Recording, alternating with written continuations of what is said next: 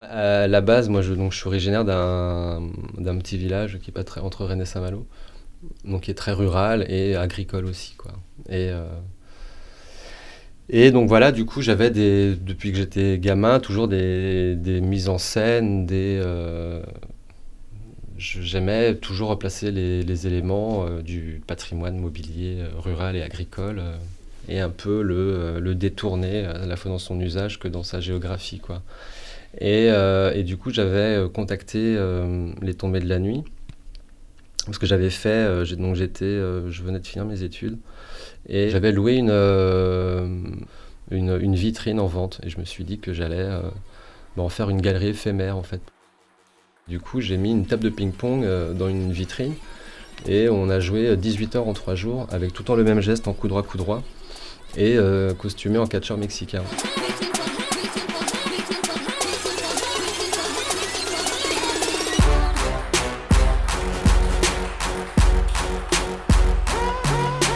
Et donc on faisait ça de 7 à 9, de 10 à 12 et de 18 à 20.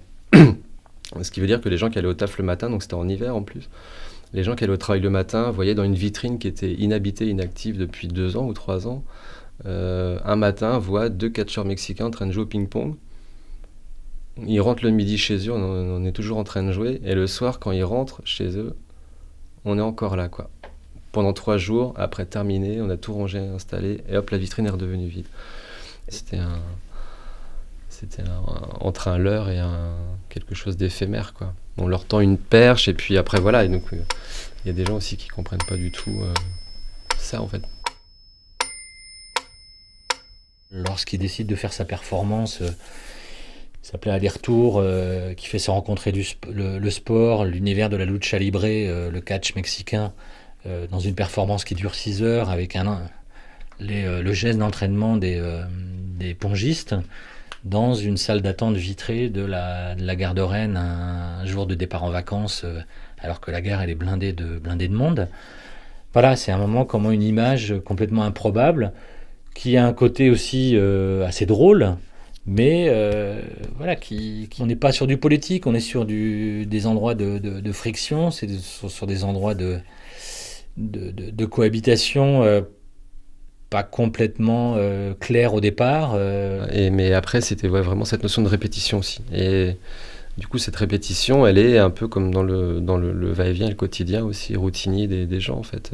Faire toujours le même geste, donc nous, on le fait en direct, de manière assez soutenue, mais les gens, eux, dans leurs moyens de transport ou dans les routes qu'ils prennent tous les jours, ils se rendent pas compte, mais si on faisait un film de leur vie et qu'on mettait en accéléré, ça viendrait exactement au même, en fait. Et après, non, moi, c'est vraiment montrer que la ville, pour moi, il y a nos limites, quoi. On peut vraiment, vraiment faire beaucoup de choses.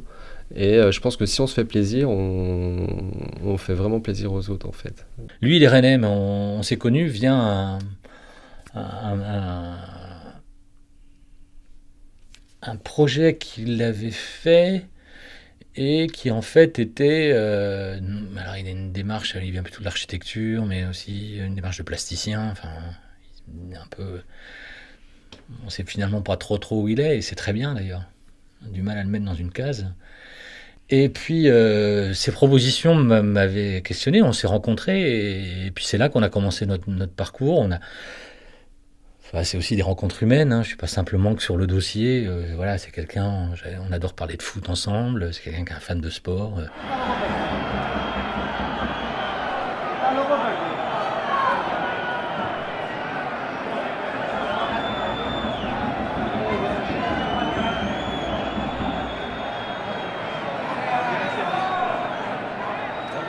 Moi, en campagne, j'aime bien moi, je vais pas en discothèque, mais je vois à peu près tout ce qui s'y passe. Et puis des fois, le côté un peu vieux d'Éric, de la vieille salle de danse. Et du coup, bah, moi, le râtelier à foin qu'on voit dans les champs agricoles, et depuis que je suis gamin, pour moi, c'était une cage de gogo dancer, quoi. Son installation qui s'appelle Dance Dance Dance, où il fait rencontrer le milieu, mais bien glauque de la nuit, avec les gogo danseuses. Et puis son univers, ses racines, qui sont des racines très rurales, où il met une gogo danseuse dans un râtelier à fourrage avec des éclairages très boîte de nuit, de la fumée, et il met ça dans l'espace public, c'est pas sans poser des questions. Son envie, c'était aussi de donner à voir cet univers très glauque qui est caché, mais qui existe, et, euh, et avec du commerce derrière, enfin voilà. Donc, mais c'était pas dans une galerie d'art contemporain. Voilà, c'était un endroit de l'espace public. Du coup, je me suis dit, mais ce serait trop cool quoi, de changer cette géographie-là, cette fonction-là aussi du râtelier qui bêtement, en fait, prend du foin qui devient l'aliment de la vache. Et sauf que à la ville, avec tout ce que ça engendre, avec toute cette virilité, des fois agressive, nocturne, tout ça, et en fait, je me rendais compte que c'était la femme qui devenait l'aliment du monde de la nuit, en fait.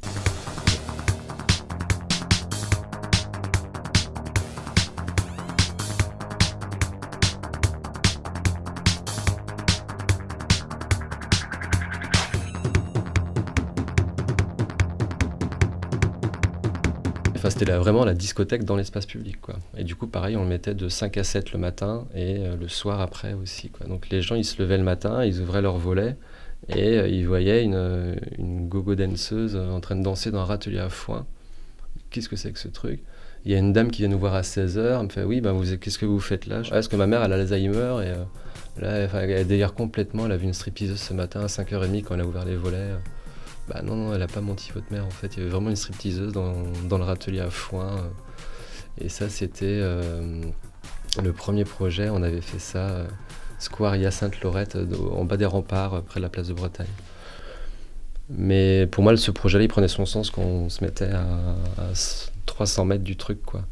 Où on voyait une petite cage en fer avec une forme dedans qui danse, et la ville autour, avec toute l'agitation qu'il y a, des fois le silence, parce que des fois il n'y avait personne.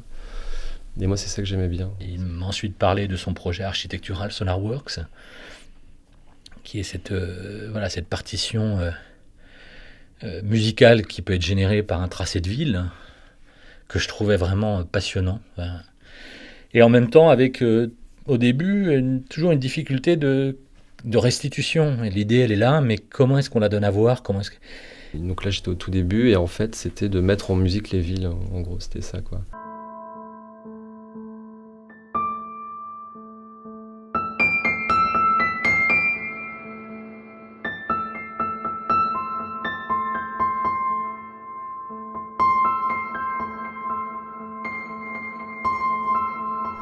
Et parce que moi, à la base, j'ai travaillé en architecture et en cartographie. Et puis voilà, du coup, la cartographie m'a toujours intéressé. Et puis j'ai imaginé un projet qui mêle musique, son, cartographie et territoire, quoi. Et le processus a été très très long, et c'était souvent des échanges. Et lui aussi, on l'a embarqué dans l'aventure in situ, où il s'est confronté à d'autres esthétiques, à d'autres programmateurs, à d'autres artistes, qui des fois étaient dans un champ artistique pas très éloigné du sien. Enfin, et ça aboutit à la forme finalement qu'on a présentée en création dans le cadre des Tombées, enfin un rendez-vous ciné Tombées, mais pas dans le cadre du festival. L'hypothèse de base du projet, c'était est-ce qu'une hauteur de bâtiment équivaut à une hauteur de note? Est-ce que la superficie d'un bâtiment équivaut à une réverbération de la note? Et l'altimétrie du bâtiment, à quelle hauteur il est par rapport au niveau de la mer? Est-ce que ça peut être un autre truc aussi sonore? Mais le tout joue au piano, quoi. Donc on fait New York, Cape Town, Séoul, Venise, Rennes, avec le pianiste qui est tout seul sur scène, et avec les machines dans son dos, les ordis, et moi je me suis occupé de la projection 3D, animation, vidéo.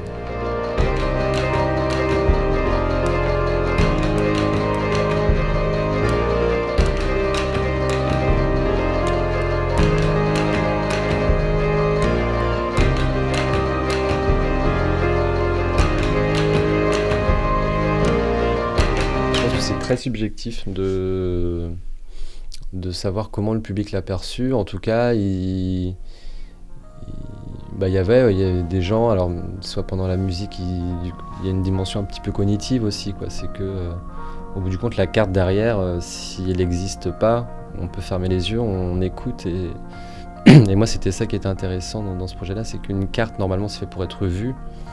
Et sauf que nous, on a juste changé la restitution. Une carte, elle est faite pour être entendue. Et donc il y a des gens qui, pendant les concerts, moi je les voyais du coup, fermaient les yeux et partaient. Et en fonction effectivement de tel type de notes ou de dynamique et tout, mais ils arrivaient quasiment à imaginer l'ambiance de la ville qui était jouée. Donc ça c'est intéressant. Moi, je le sollicite pas en disant mais c'est quoi ton prochain projet?